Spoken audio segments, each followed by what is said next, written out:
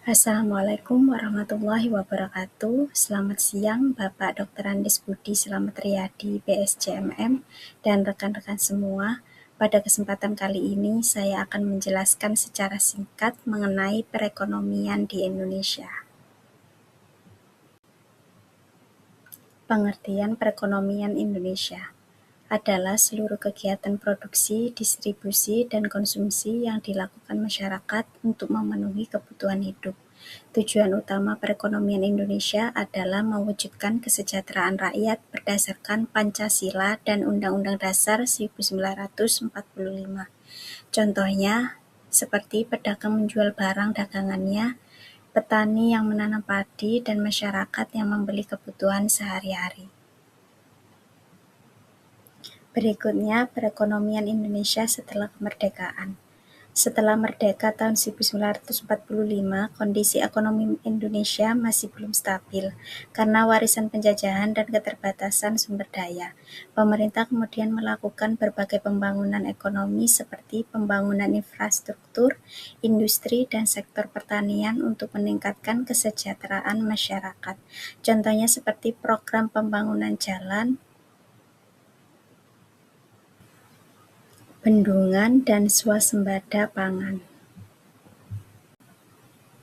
Selanjutnya, sistem perekonomian Indonesia. Indonesia menganut sistem ekonomi Pancasila, yaitu sistem yang menggabungkan peran pemerintah dan masyarakat dalam kegiatan ekonomi. Ciri-cirinya adalah mengutamakan kesejahteraan bersama, yang kedua mengakui kepemilikan pribadi, yang ketiga cabang produksi penting dikuasai oleh negara. Contohnya seperti PLN dan Pertamina yang dikelola negara untuk kepentingan masyarakat. Selanjutnya, kebijakan fiskal adalah kebijakan pemerintah yang berkaitan dengan penerimaan dan pengeluaran negara. Tujuannya untuk menjaga pertumbuhan ekonomi dan kesejahteraan masyarakat. Contohnya seperti pemberian bantuan sosial, yang kedua pembangunan jalan dan sekolah, yang ketiga pengurangan atau penambahan pajak. Selanjutnya, kebijakan moneter adalah kebijakan yang dilakukan Bank Indonesia untuk mengatur jumlah uang yang beredar.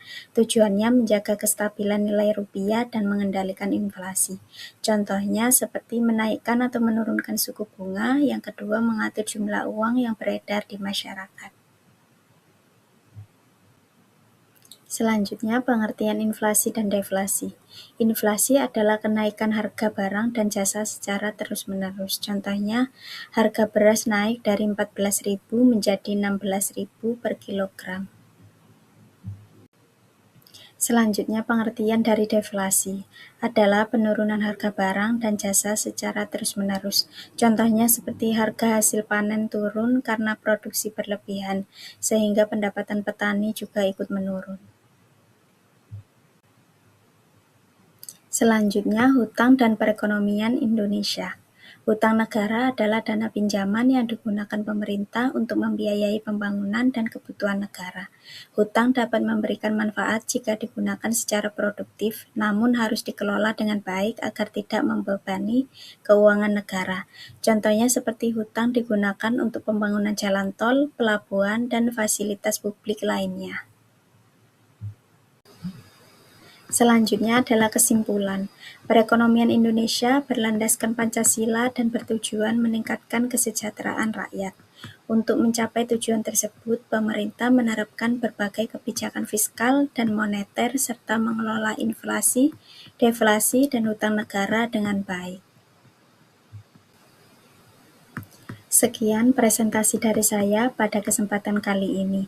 Terima kasih atas perhatiannya. Wassalamualaikum warahmatullahi wabarakatuh.